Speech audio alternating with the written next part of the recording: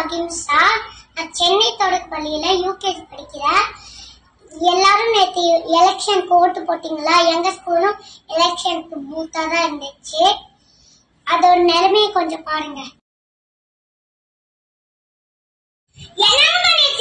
ஸ்கூல சாப்பிட்ட தட்டு, குடிச்ச தண்ணி, ஜூஸ் பாட்டில் அதாவது அங்கங்க அப்படியே போட்டு கைட்டிருக்கீங்க. உங்க வீடா இருந்தா அப்படிதான் போட்டு